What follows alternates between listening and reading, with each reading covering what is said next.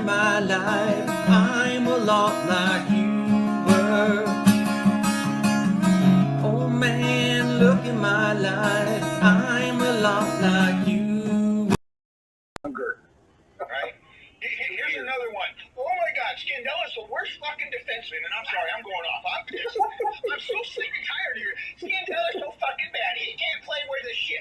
Fucking trade Scandella for a goddamn bag of pucks right the fuck now. It don't work that way, people.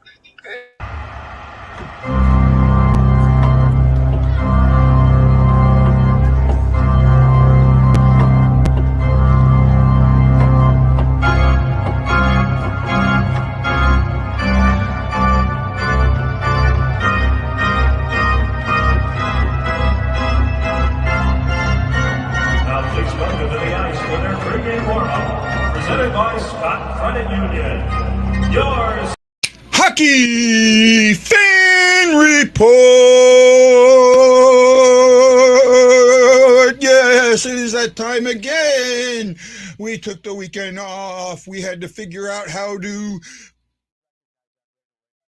process the pain of 5.6 seconds. Yes, that's exactly what we had to do.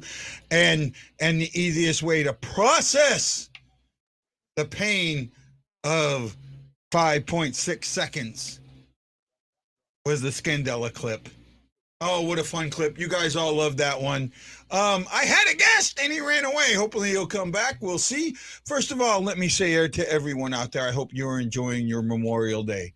And if you are a vet, I know this day takes on special meaning because you, like me, have lost friends. We have lost them during service. We have lost them after service. It doesn't matter when we lost them. We never forget them. Those that have made the choice to join the 22, while we will never understand it, we will never forget you. And please, please, please, if you are a vet, and you think that there's just a moment where you can't handle life with life throwing at you, call somebody, call me, message one of the other vets, join the Warrior program, right? No matter where you are, join your Warrior program. If you're a vet and you can put a pair of skates on, it doesn't matter how good you can skate, put a pair of skates on and join the Warrior program. It is an absolute lifesaver, and it has been. I've made some friends out of it, and even though I'm 4,000 miles away from them, I still get messages and I still get asked how I am, and they're a great group of guys, and I love it. Oh man, I got to tell you, it is a Game 7. The NHL has had some great Game 7s this pro season. This one right up there. Up until this point, the home team had won every game. In fact, Carolina has not lost a home game yet. At the same time, they haven't won an away game. That's why they're at Game 7. But the Rangers, after one, are up 2-0. Couple of power play goals, and they've done some things.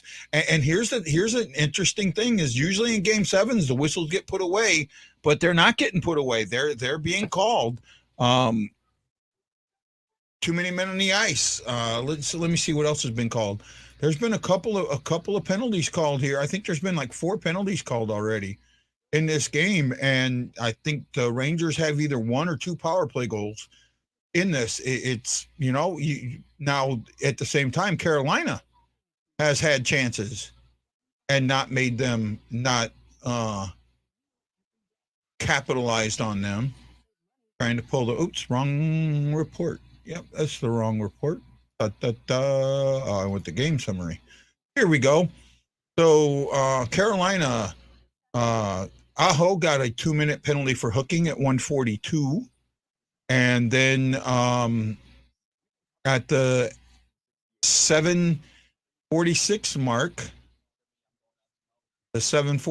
mark, too many men on the ice. And both of them have cost him.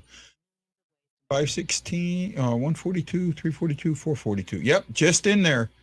Yeah, I had to look at it. I didn't see. I thought maybe that was a little after the penalty, but nope, it's right in there. The penalty was at 1:42. They got their. Here we go. I was looking at the wrong thing. They got the goal at 3:40. The other penalty was at 7:46, and they got it at the 8-minute mark. So it is what it is, and that's the way it goes.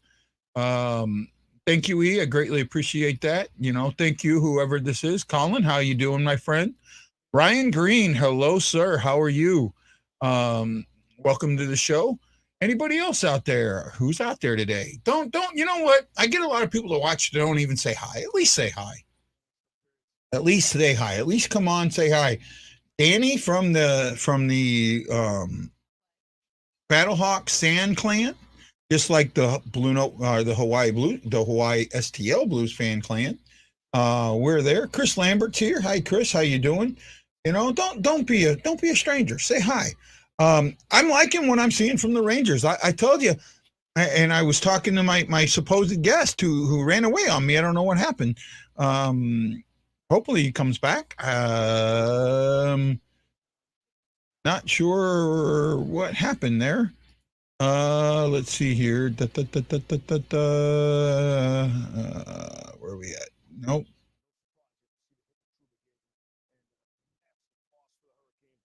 Let's see if he comes back. He might actually be in another account too, another mail one. I'll have to see if I got it here. Here we go.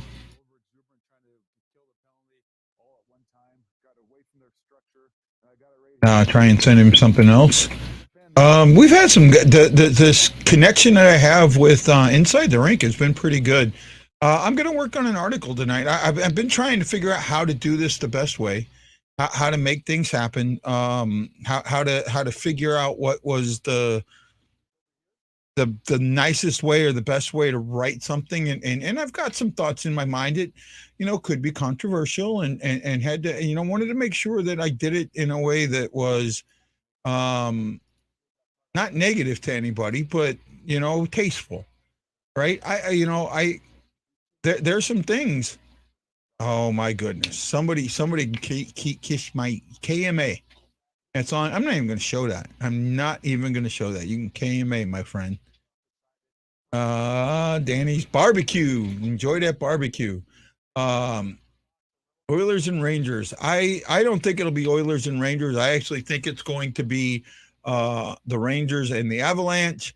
I don't think that. I just don't think the Oilers don't have the goaltending for me. And let's bring in somebody who knows a little bit about that. Shangy Steve, how you doing there, bud? Oh man, somebody's happy. How are you doing? Oh, not bad, man. I mean, interesting game so far. 2 penalties, 2 power play goals, and you got to look at it. Usually to see refs not put the whistle away in a game 7. Well, I mean, I think it's how they're playing. It's a very physical game out there. And there's a lot of players on the Rangers that one of the ways they will win this game is if they are more physical and do not allow the Hurricanes to just do what they want. And that's why you're going to see the whistle out. And then don't be surprised if there's another couple penalties coming up. I'm going to answer this. I'm going to answer this real quick because I know who this is, right? And he's joking with me. He says, at least man up to me. Bennington couldn't. Actually, Bennington did. He threw a water bottle at you. Yeah. So that was about as far as he could go without walking up to you and putting his fist right in your mouth while you were doing an interview, which is what I think he should have done. And second of all, if you want to know how I feel like, and I'm trying to figure out the best way to write this.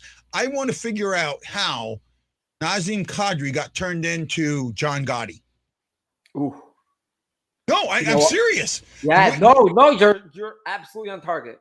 I am right on this, right? Yes, we have taken a guy that people should absolutely hate and turned him into this media darling. And well, that's exactly why. I'll explain to you why. And it's not because he actually is a darling. Okay, we all know that's not true. The reason why he's being turned into a darling is because that's how the world works. When there's one person that goes down for something like this, then the NHL has to suspend the other player. Everyone has to be against that player. Look, when Marchand, smashed the guy with the stick into the goalie's face mask. Not a single Bruins friend of mine, right, ever like could define that it was right. Okay, so therefore, what happens is it goes the other way. Then now you start sticking up for the victim, and that's what had happened. Now, Nazim, I guarantee you, and I'm sure it'll come out in the future, that Kadri said something to him first. Oh, I guarantee it. I guarantee it. Yeah. He for sure. He said something to him. He said something to him in the crease. Yes, he said something to him in the crease. And it's not on the mics, and no one will be able to prove it, but it'll come out. And the reason why he's not saying anything is because why does he have to defend himself? Right? Who? Why does who have to defend himself? Bennington? Yeah. He doesn't defend himself. Yeah. No, Bennington was the one. Bennington did nothing wrong in that play. Also, by the way, I'll tell you something interesting.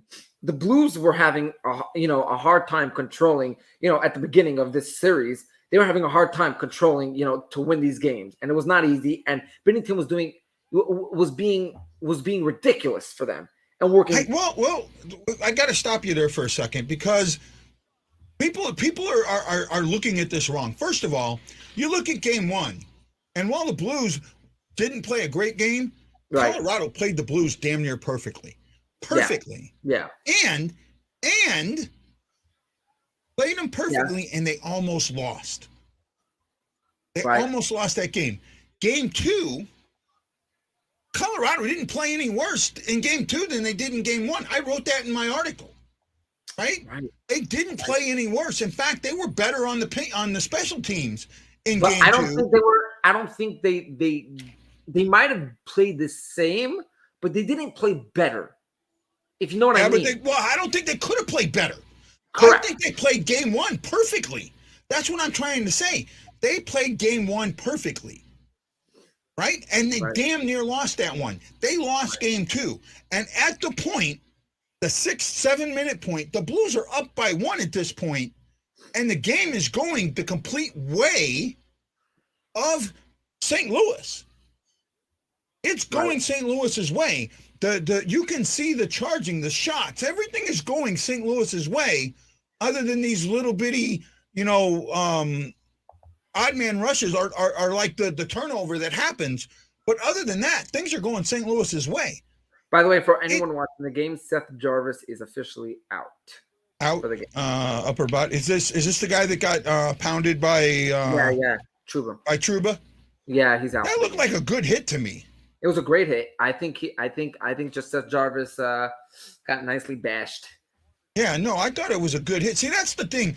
That's one thing that I think I was talking to Bob Morton about this earlier today. People don't understand. People who don't understand hockey think that you're supposed to go up and smack everybody, just hit them. And they think that that's what a goon is somebody that hits. Right. There is a difference, a huge difference between being a goon and being tough. Correct. Right? Well, if you ever watch that movie, you'll understand.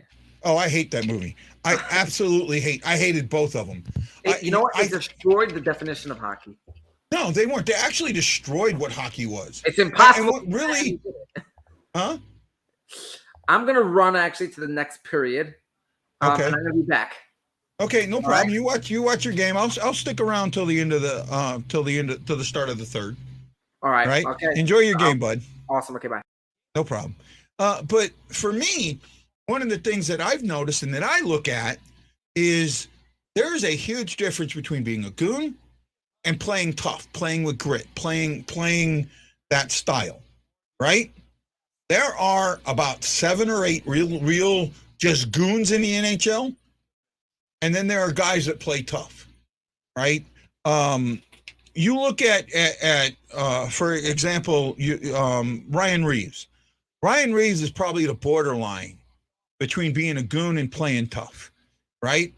If you want to know another player, a player that is in that kind of goon type role, but is a tough player, that's Pat Maroon. Pat Maroon brings that grit to the game, to the line.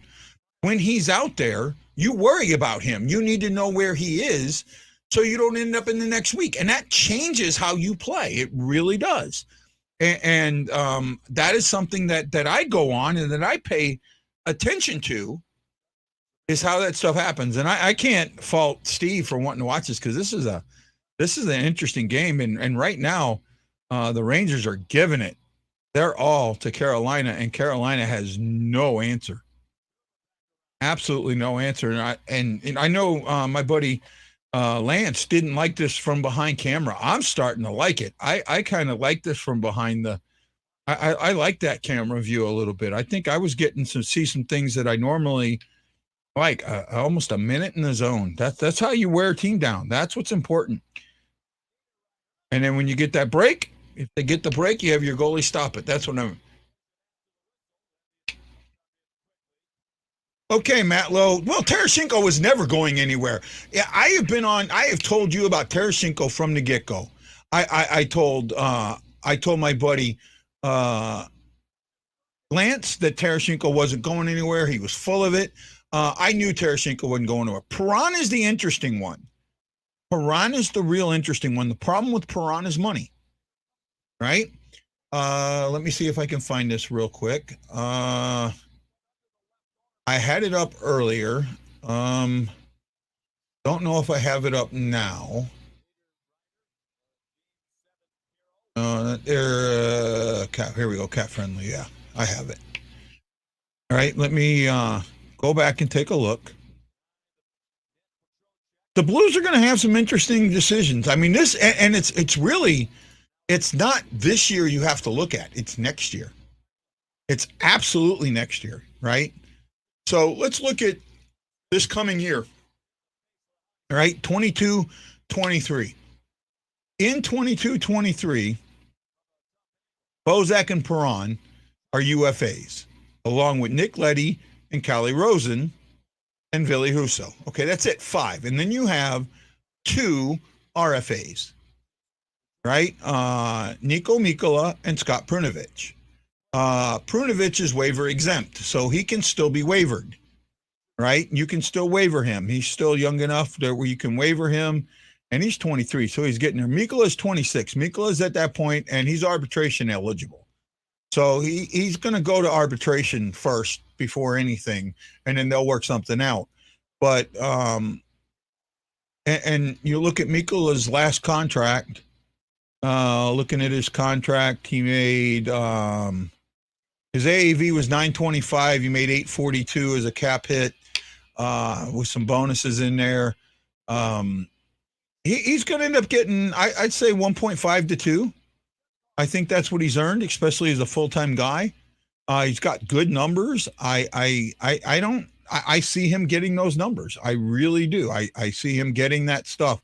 He is a good. He's a top 2, top 3, top 4 defenseman in my eyes, right? So he's going to be one of those guys. The TNT camera guy is our absolutely. Oh, I get whiplash watching them. Signing Kyrou and Thomas is going to be interesting. Well, they're not up this year, so now that's Matt Lowe. That's what I was trying to get at. Let me go into next season. This is where everything gets just a mess. 23-24.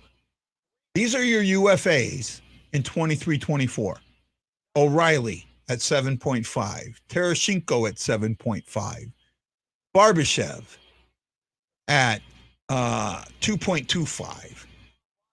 Walker at 750,000. That's it. But those are your big ones. Your defensive core at this point is signed through. Bortuzzo's got another year at 950. You got Scandella at 325. Now Scandella's got a modified no trade clause. He can submit a 17 no trade list. Scandella, of any player that could be traded, Scandella's the most likely, right? 2025. Yeah, so Falk, Krug, and Parayko aren't going anywhere. They are not going anywhere, right? Scandella is the one. He's an interesting one. Now, something you could possibly do, you could possibly move Scandella to make room for Leddy. And if you do that, then you have room for Prunovic and Mikkola, which I don't have an issue with. I actually kind of like that if they could do that. I don't see it. Are you going to be able to afford both O'Reilly and Tarasenko? And that's a hell of a question. All right, Logan, and then you have that same year, you have 4 RFAs. You have Kyrou and Thomas, both RFAs, both making 2.8, right? And both of them due for pay raises, big pay raises. You have Logan Brown at league minimum and Torpachenko at league minimum. Now, they're both RFAs. Torpachenko will not be arbitration eligible. Whatever the Blues offer him, he's got to take. But your other 3, Brown, Thomas, and Kyrou, are all arbitration eligible. Arbitration is never a good thing, right? Never a good thing. You only have 1 goalie signed.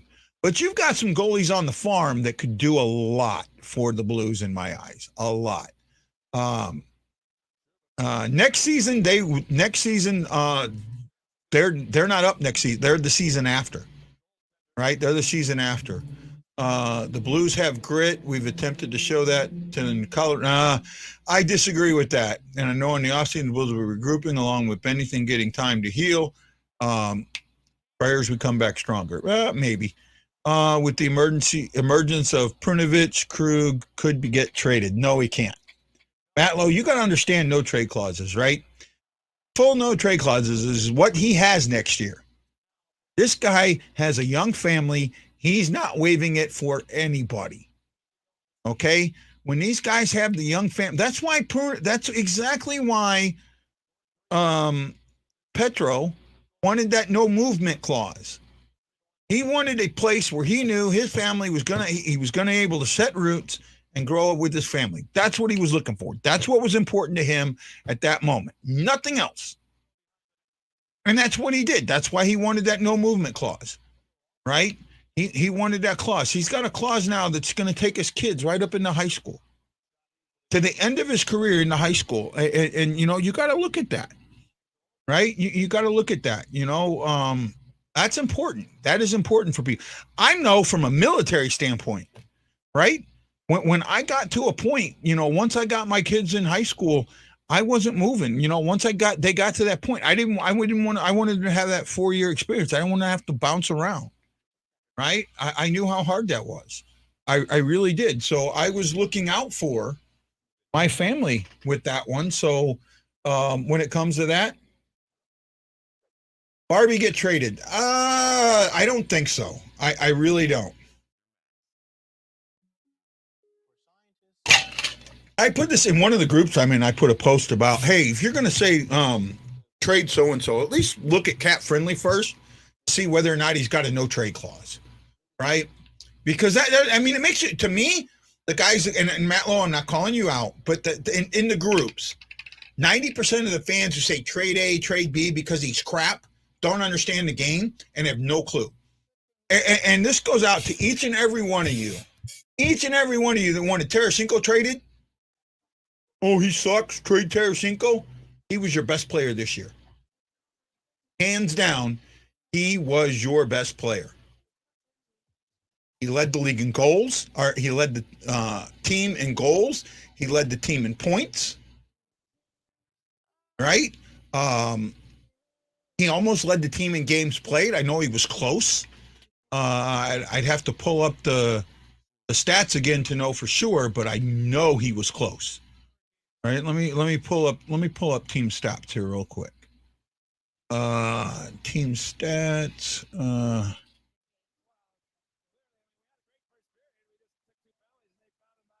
Go skater stat summary.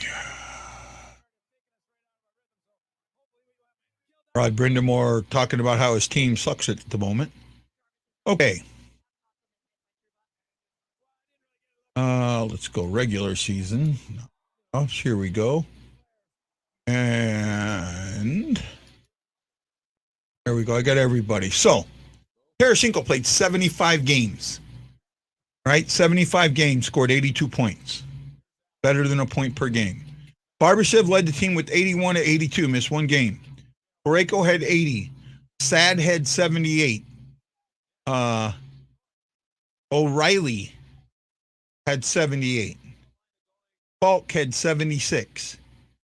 Tarasenko had 75 and 82 points. Kyrou had 74 and 75 points. Thomas had 72 games with 77 points. Buchnevich had 73 games with 76 points. Right? These were your guys. Tarasenko +7. Right?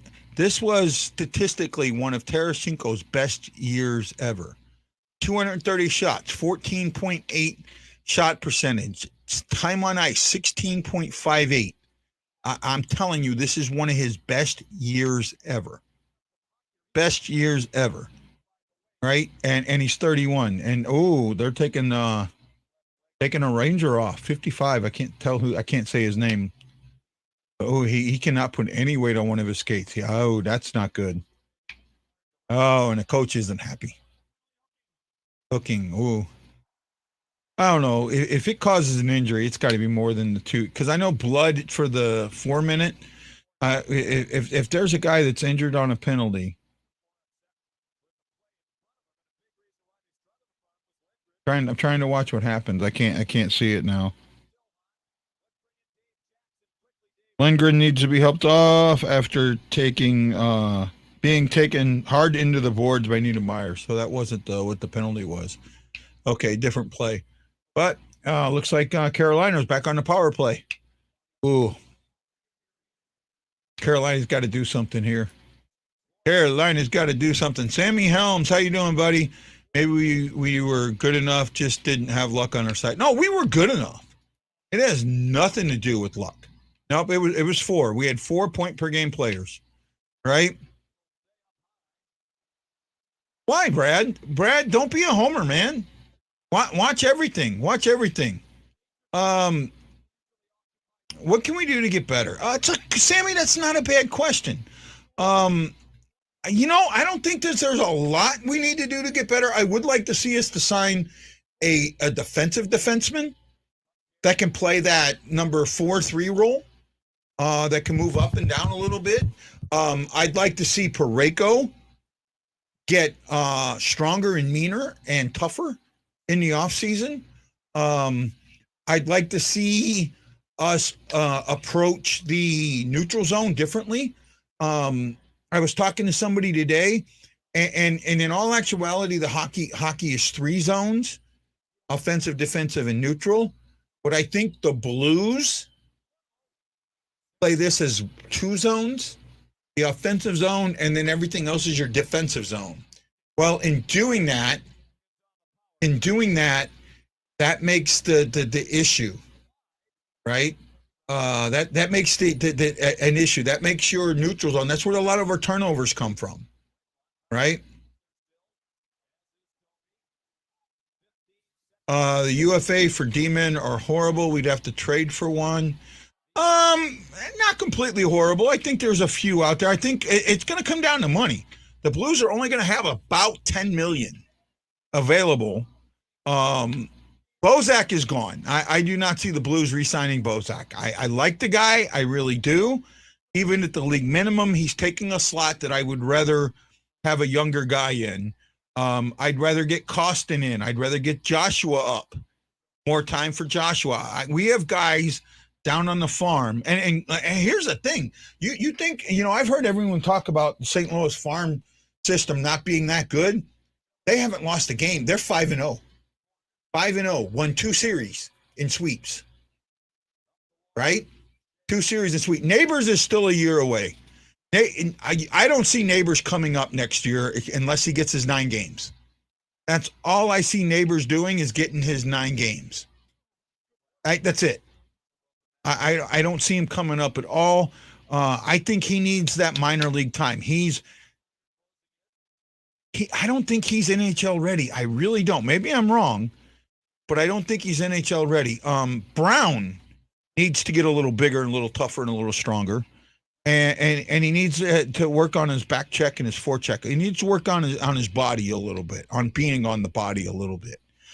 If he works on his defensive game, I think that he'll be extremely helping. Actually, I think that there's a chance that I could get Brown on the show during the offseason. All right, there's a couple of players that I'm going to try and reach out to and talk to and see if I can get them during the offseason. No problem, Bob. I was talking about the conversation we were having. He won't have the 9-game thing next year. He's going to be too old for juniors, isn't he? Yeah, but he's still got it. Okay, so the 9 thing has nothing to do with juniors. Okay, 9 has nothing to do with juniors. Yes, our Thunderbirds has nothing to do with juniors.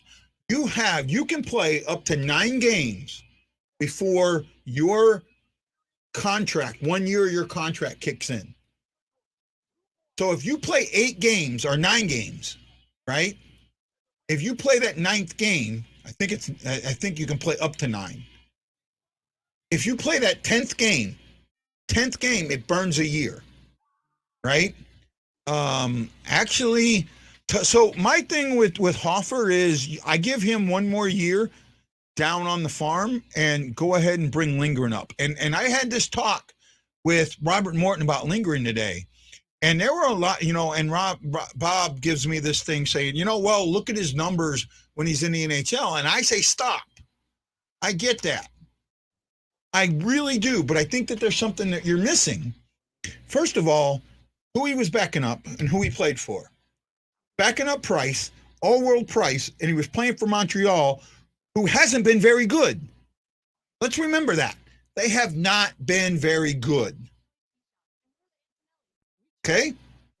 They have 1 aberration of a year, really 2, but that's it. Really, and you look at it, they were the 24th and last team to make the playoffs. Or maybe on their side, so maybe they were the 16th team or the 12th team on their side to make the playoffs.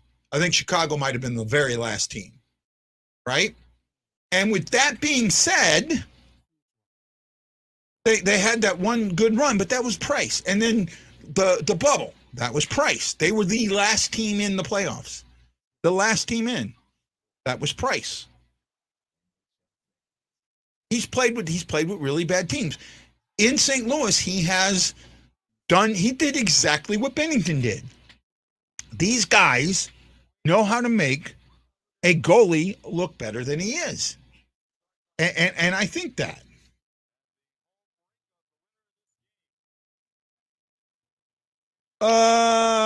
You know what? No, I do not want him as a backup. Right. And there's a couple of reasons, right? One of the reasons that I do not want him as a backup probably makes no sense. However, they've been in the middle of a rebuild for a while, Nathan, a while. And Chucky was on them before the rebuild. Before he was on them, he left them in 20, I think. Right? He left them in 20, and then we signed him on a 2-way, if I remember right, or something like that. We've got him on a 2-way, I think. I'd have to look how we got him, but we got him on a 2-way. All right. I don't think he was part of the trade. I don't think he was part of the trade for Allen, but I'd have to look. He might have been. I'd have to look. Let me see if I can look here on Crap Friendly real quick. Have to go down into here. We signed him. He's a UFA. So I don't know. There's a chance he could just go. Right? Really, he could just go. We've got 3-4 guys, right? Colton Ellis, Joel Hofer, Valim Zherenko, the Russian, and Will Cranley, and all those guys have, they're all 20 and 21. Lindgren's 28. And let's see if I can pull up Lindgren's numbers here real quick. This doesn't show his stats. Here we go. So he played with the Canadians. He played 1 game with them in 2015-16. In 16-17, he played 2 games. In 17-18, he played 14 games for them. In 18-19, 1 game. In 19-20, 6 games. So if you look, he played with the Canadians during their junk years. I think with St. Louis, he may have found something. He may have found something in his stuff. Now, he was with the Laval Rockets of the AHL in 1920 and 1920 and 2021. We signed him for a 1-year deal with the Springfield Thunderbirds of the AHL. I think he was on a 2-way. So I'm trying to see here what kind of contract he was on. That's his entry level. Here we go. $750 bonus. It doesn't say if he was on a 1-way or a 2-way. Showing his base salary here, but I'm pretty sure he was on a 2-way. Let me go back and look at something here real quick. See if I can figure it out. I don't see how they put. Yeah, they don't show what he had. He might have. They only show the NHL equivalent. They don't show what the AHL contract is. Right. So that's it. I think, to me, this is what I do. Right. He's on a 2-way because he didn't have to clear waivers. No, he did have to clear waivers. He did have to clear waivers, and I don't think they put him on waivers, to be honest with you. He would have to clear waivers. Lindgren would absolutely have to clear waivers. At 28, he would have to clear waivers. Ellis didn't have a great season. Hoffer was pretty good. Yeah, but Ellis is still young. He needs some more seasoning, and I think they both need more seasoning. Jack Campbell, do we have him? Not sure. I don't know who you're talking about. Then he was on a 1-way. Nope, he was not on a 1-way. He was on a 2-way. But he didn't have to clear waivers, or he had to clear waivers. He's on a 2-way, and he had to clear waivers because he's 28. Right? He was not waivers exempt. I know that for a fact, and I'll double check this. Yeah, standard. He was on a standard contract for 2021. Standard contract, $787,000. Yeah. So he was.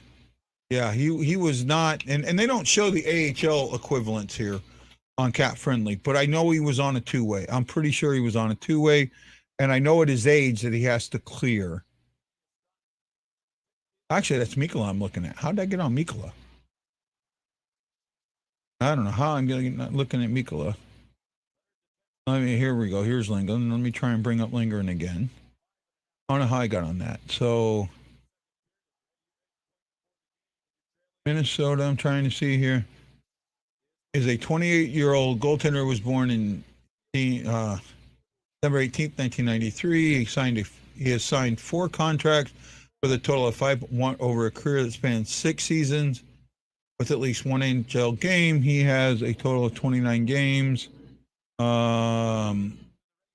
There's his contract he signed by Bergevin, and then this one he signed by expiry status UFA, value, cap hit, signing team. Yeah, it doesn't tell you. Signed a 1-year $750 contract with the Blues. The contract is the cap at $750. It doesn't tell you if it's a 1-way or a 2-way. But I'm pretty sure it was a 2-way. In fact, let me look up at Neil. If I look up at Neil, I should be able, because I know Neil was on a 2-way. I'm like dead positive. Oh, wow. Carolina's goalie's hurt. Wow. Oh, wow. See if I can find Neil here.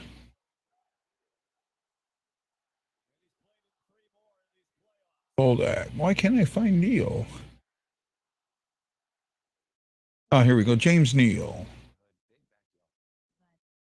James Neal is he was drafted Dallas Stars. He has signed 5 contracts over here. NHL game. Nope. See, let me come back up here. Yeah, it doesn't tell you when they tie a 1-way or a 2-way. He had his contract bought out by Edmonton Oilers in 21.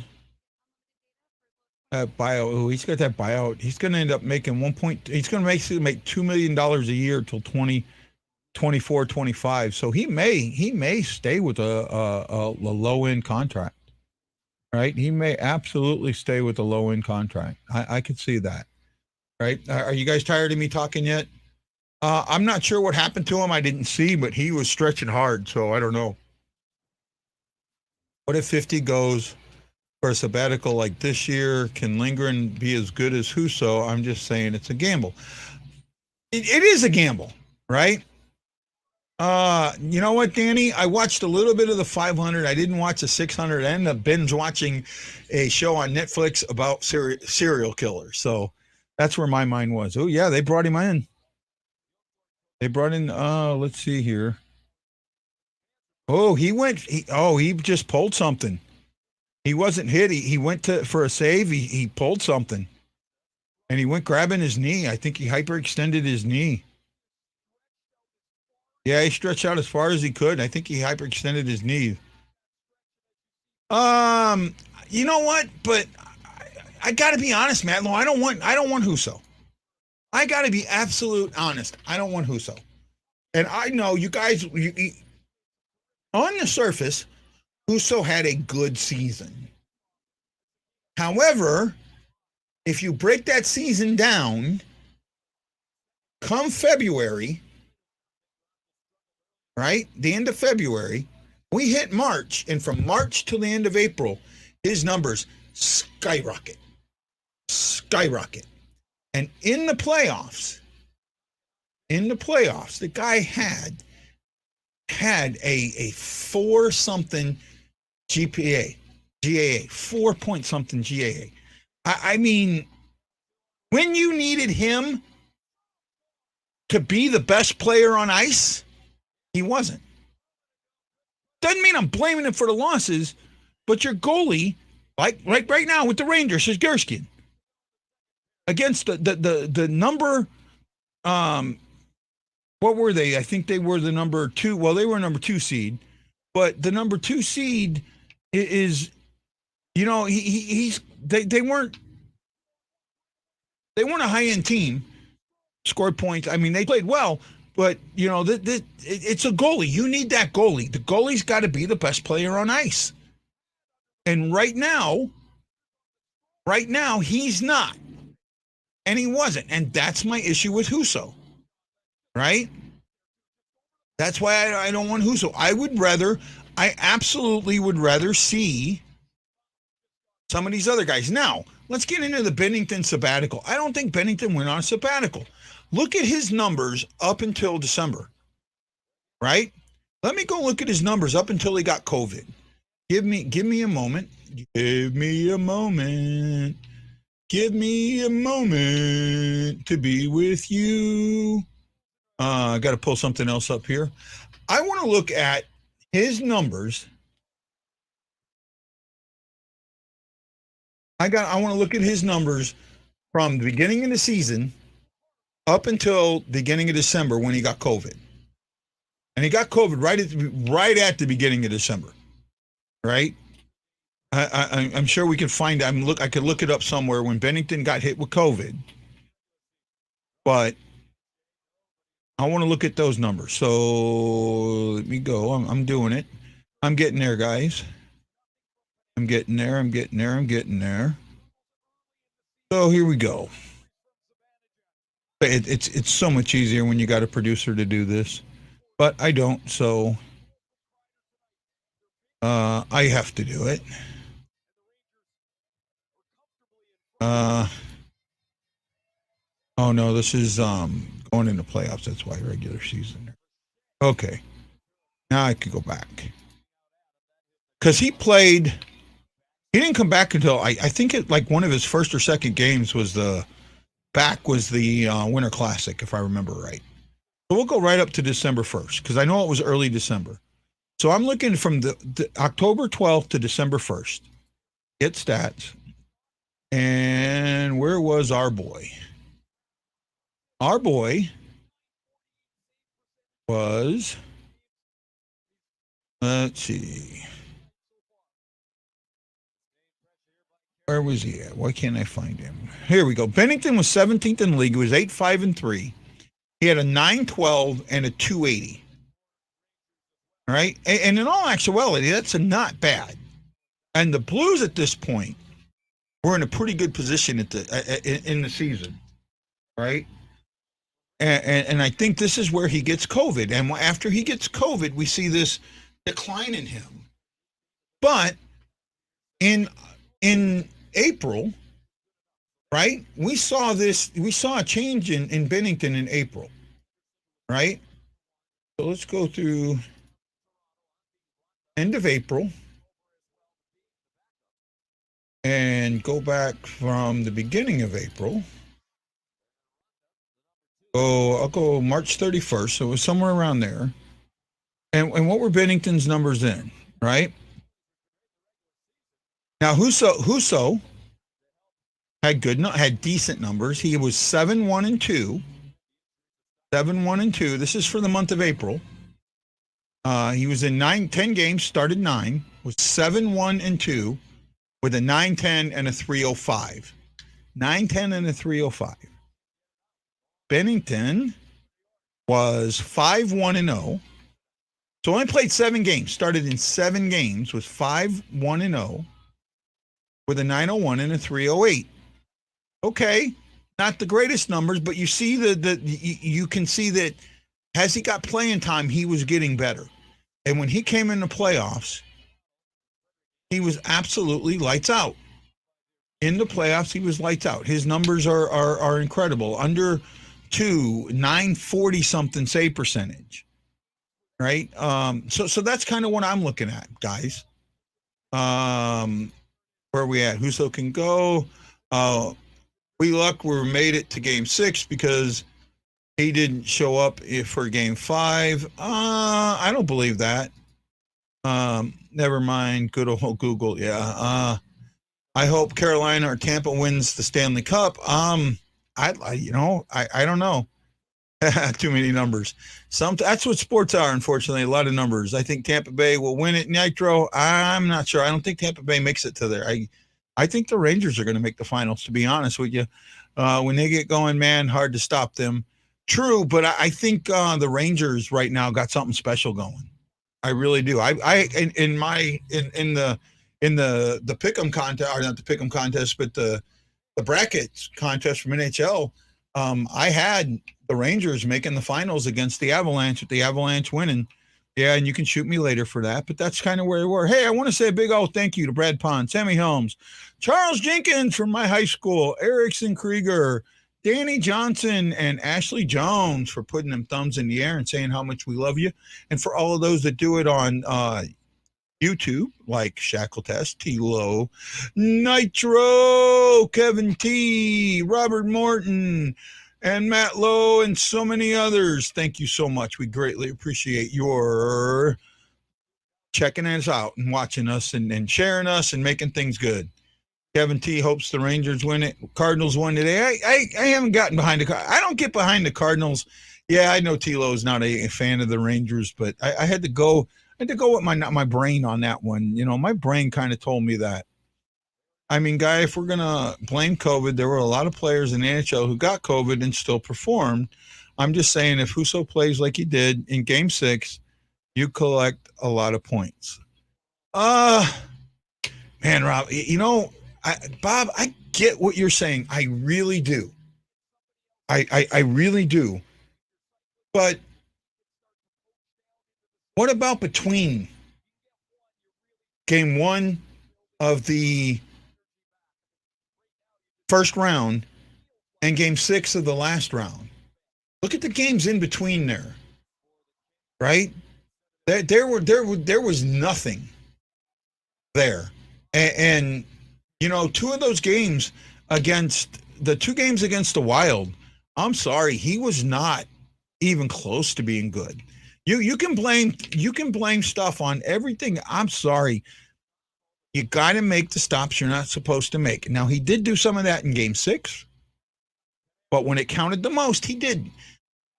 In any series where you're the underdog,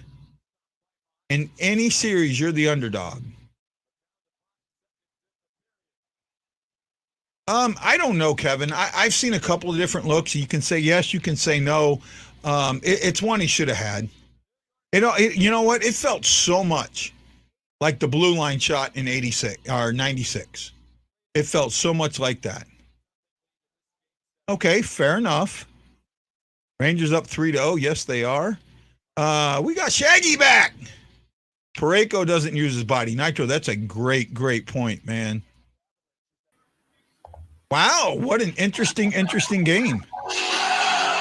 Right? Hey, don't get too cocky. Remember, the Avalanche had a 3-0 lead in Game 5.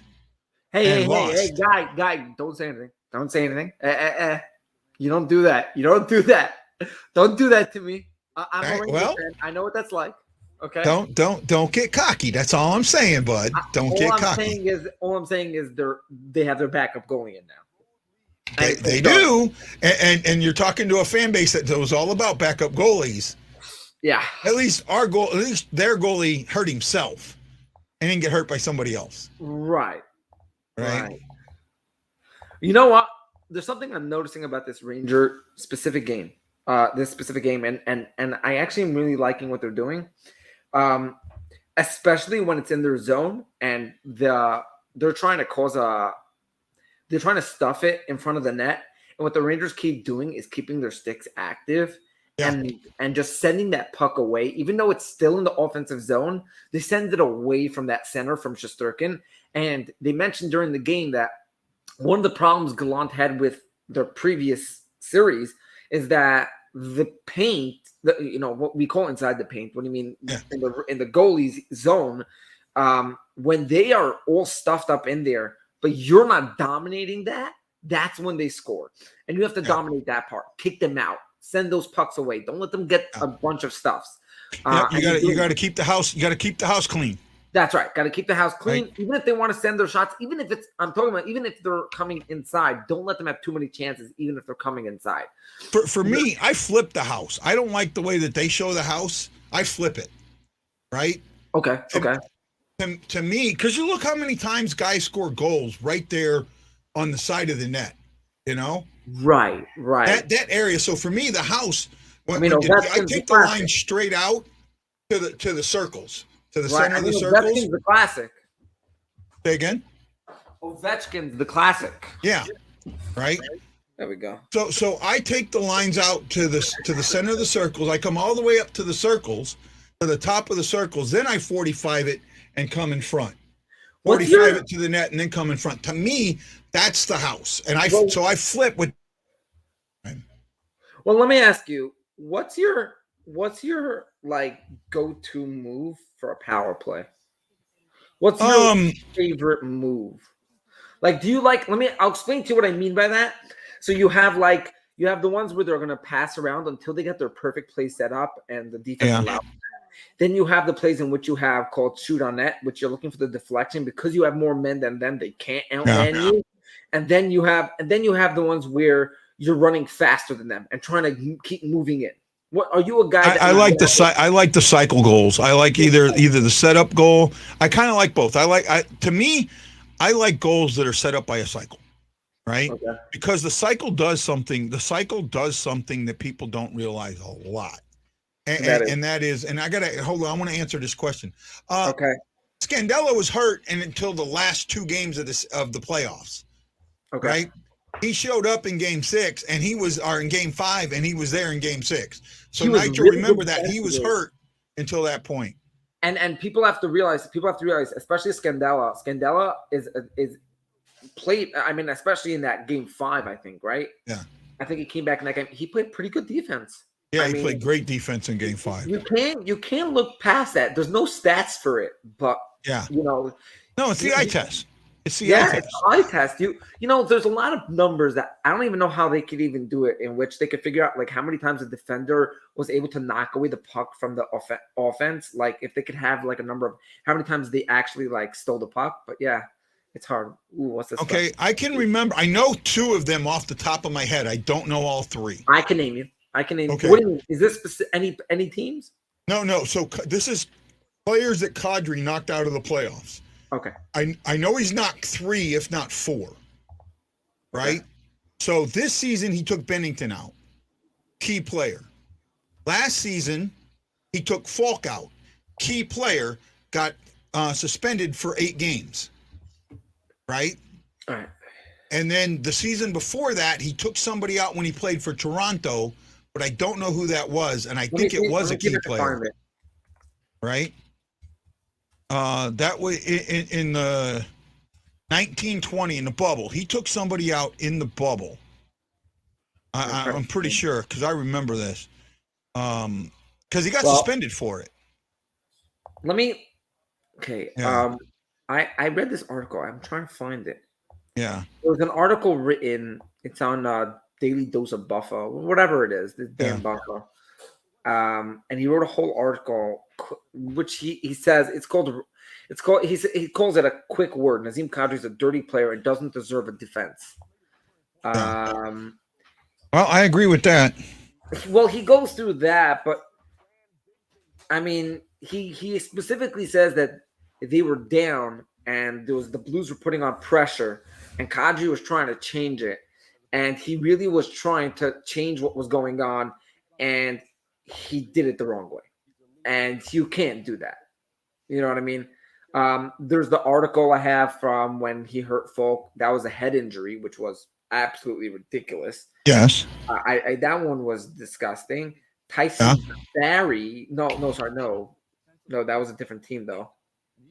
No, we're asking what players that he's injured players during the playoffs. No, I was looking at players he's injured before. And I could only find those 2, Bennington and Falk, but it's cross-dressing Drake DeBursk in game 2. Oh yeah. Right? Yeah. In the 19 playoffs. And then he got signed by Colorado for the 2021 season, right? So actually, in the bubble, did he do something in the bubble?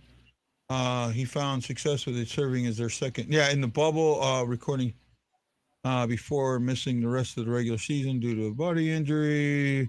Do you know Nazem Kadri was on the Maple Leafs, right? For that one he was. Right. So the Jake Jabrowski was on the Maple Leafs. Do you remember the boarding on Tommy Wingles? Say again? The boarding on Tommy Wingles. I think so. He had also, that was also postseason. He also had, he was suspended on November 15, 2013. He was suspended 3 games for a hit on the head to Nicholas Backstrom. March 18, 2015, he was suspended 4 games for a illegal check to the head against Matt Fraser. February 11th, 2016, he was fined $5,000 for inappropriate gestures, a throat slash at Mark Giordano. March 12, 2016, he was fined $2,000 for diving embellishment. March 21, 2016, he was fined $2,000 for diving embellishment. April 4, 2016, he was suspended 4 games for cross-checking Luke Glendening. On April 15, 2018, he was suspended 3 games for boarding Tommy Wingles. On April 13, 2019, for cross-checking Jacob DeBrusk. Yeah, for the most part, the players that he's taken out, of games, were key players. That was a very good question from Shackle Text. I like that question. Why did they let so many players go? They didn't let that many players go. That's a bad. The Blue. Believe it or not, 11 players from that team are still on the Blues, right? Bouwmeester retired. You look at it, right? Bouwmeester retired. Steen retired. Right? Gunnarsson retired. That's three of the guys retired. Let me see if I can pull up the roster for 1920. What, the 1920s? Blues. Blues, I could get you that roster. Not the 1920, the 1819. Oh, 2018? Yeah. I got that for you. Easy. The 2018 Blues roster. Who are you looking for? I want the playoff roster mainly. That's the one I'm looking for. Oh, that's easy. That's easy.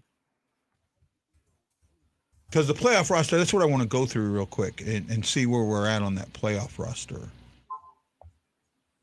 Okay, I have the same. Here we go. Here we go. I also got it. Playoffs. Here we go. Ryan O'Reilly still with the team. Jaden Schwartz, he left on his own signed a free agent contract with Seattle, missed the playoffs this year. Alex Pietrangelo left as a free agent. Remember that. He left. He was offered a contract and did not want to sign it. He left as a free agent. He's not in the playoffs this year. Tarasenko still with the team. Perron still with the team. There's 2. Bozak still with the team. 3. Shin still with the team. Say again? Pat Maroon left. Oh, no. Ryan O'Reilly still with the team, right? So Right. 5. O'Reilly still with the team. Braden Shin. Colton Parayko still with the team. Yeah. Oscar Sundquist, he was traded this season. Vince Dunn And that was a good move. a And that was a good trade too. Say again? That was a good trade too. Yeah, I think it was too.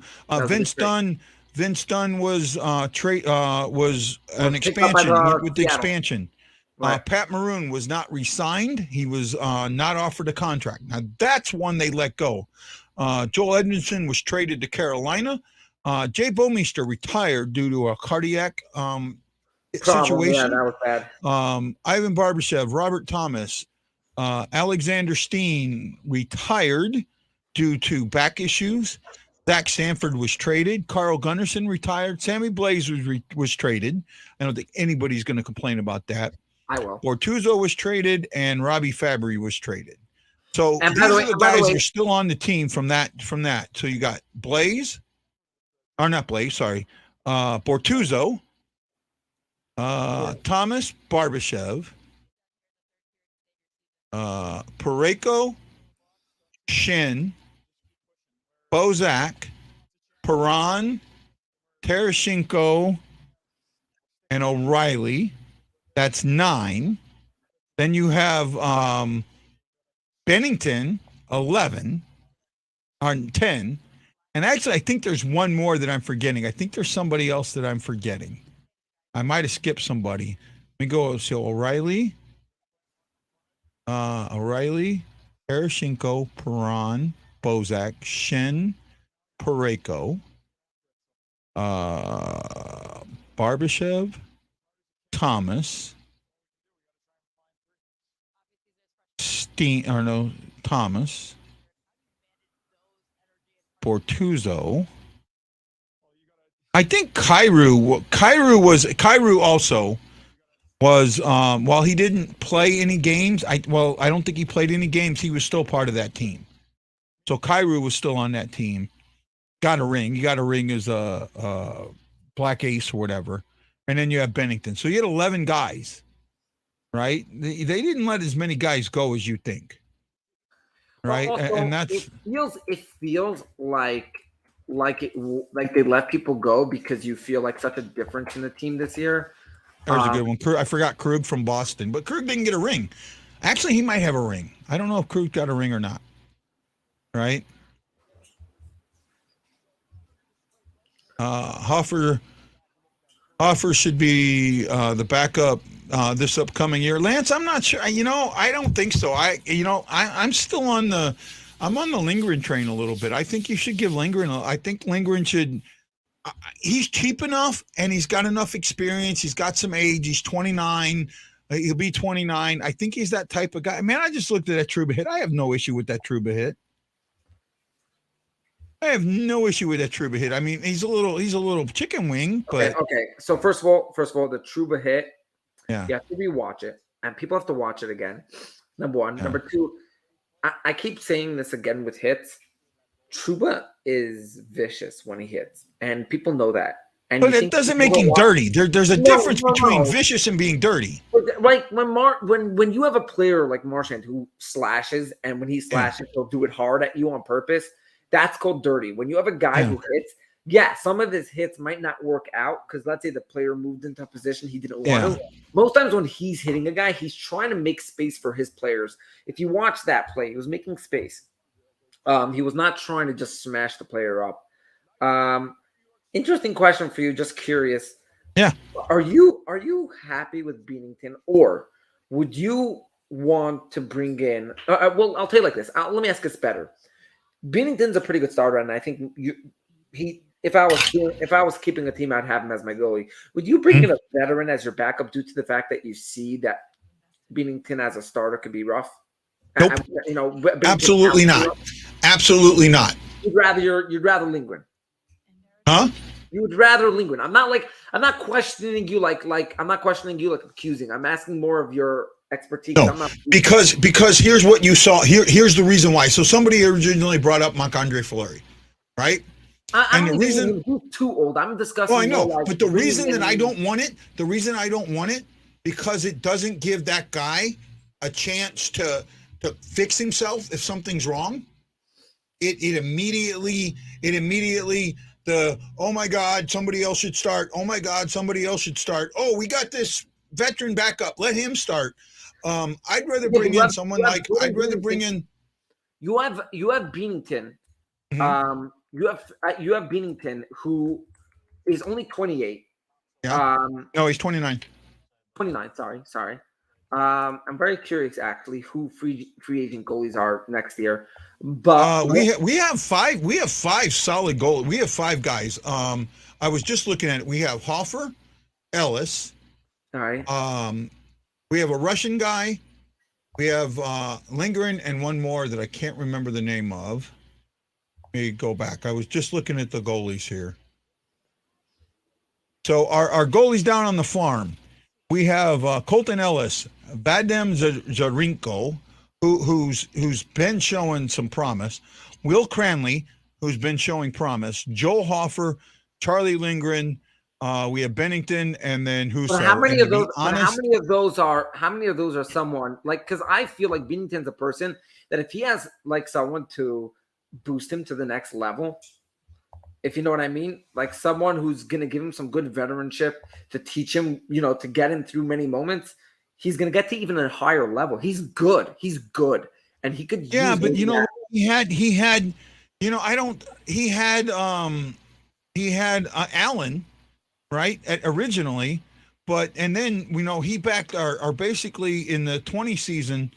I think COVID had a lot to do with his numbers. I think a lot of people don't realize how much COVID can affect people, and I think for him, I think he got into that brain fog of COVID to where it affected his play. But I saw in April, even though his numbers didn't completely agree with it. I saw in April his style of play getting better, right? Bennington. Here's the difference between Bennington and Husso, and this is the one thing that I don't think a lot of people get, right? Bennington is a very fly by your seat of the pants player, and he also is extremely good at playing the puck. Right.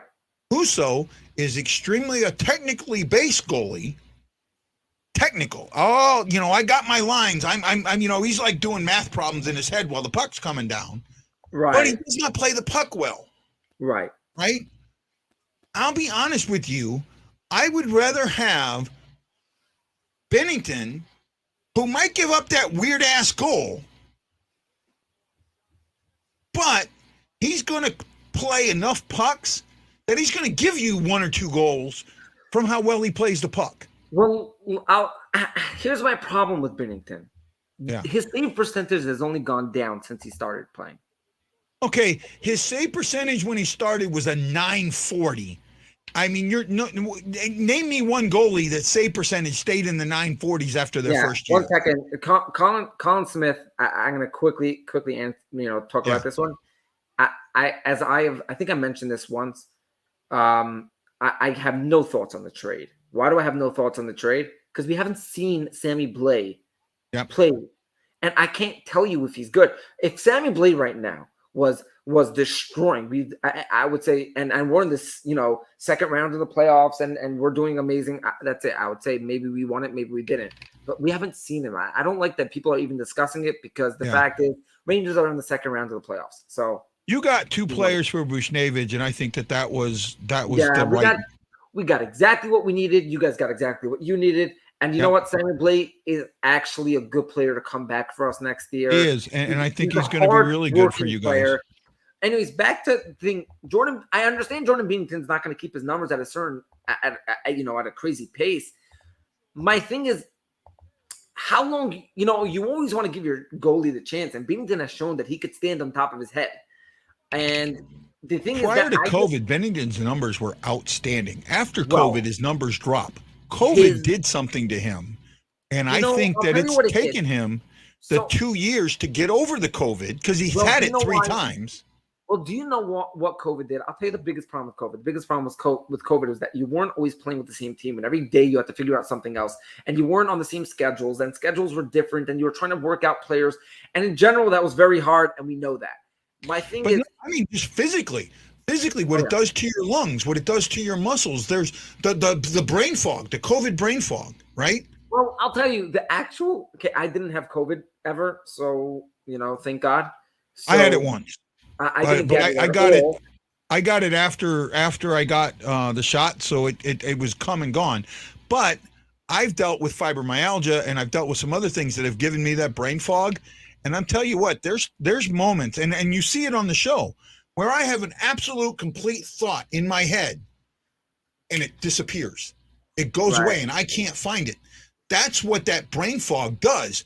And imagine a goalie got a line on a puck, and then all of a sudden that brain fog hits. Right. I'm telling you, that's something that comes along with COVID. Well, and that's I can't. Okay, so this is something I can't relate to, so I can't help. But yeah, I'll tell you the hardest thing is in the game is true. There's like a brain fog or whatever it is, and maybe it probably clears up after a while. It just takes time. It does take time. In general, any sickness will do that to you. By the way.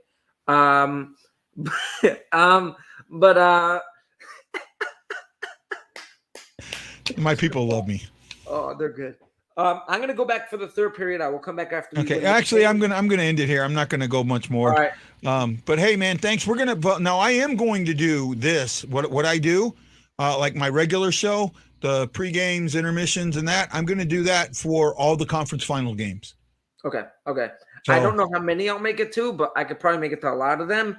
Yeah. Especially since you might be in the conference finals.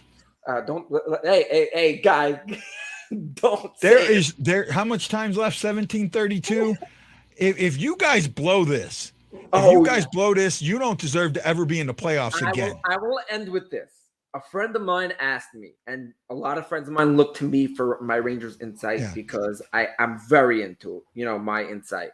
And he asked me, so what do you feel about tonight's game? I said, look, if we lose in a competitive game, I'm going to be fine. Yeah. If we go up and we're up by 3 or 4 goals and blow this thing, I will just be screaming my head off on my next podcast. How about losing your opportunity to continue playing with 5.6 seconds left? You know what? I'll tell you. If let's say we're tied at 2, and with 5.6 seconds left they score, I would say they got lucky.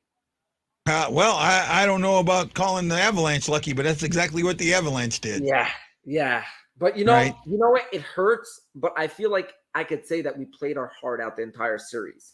And the fact is we lost to the better team. Yeah, but for you guys it is. For me, I still don't think the Avalanche were that much better.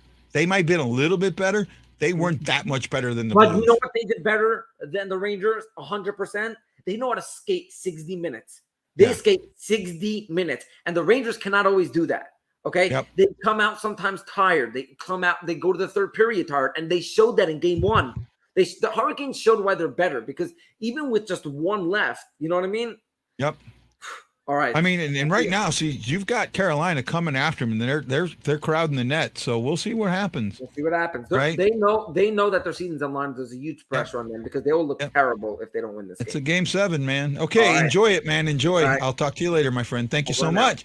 Hey, everybody, this is Guy, the Y Blues fan, saying aloha mahalo. And you got to know, I'm bleeding blue with you. I'll see you tomorrow night for the pregame of game 1 of the Western Conference Finals, where I will be screaming and yelling and hollering the entire game.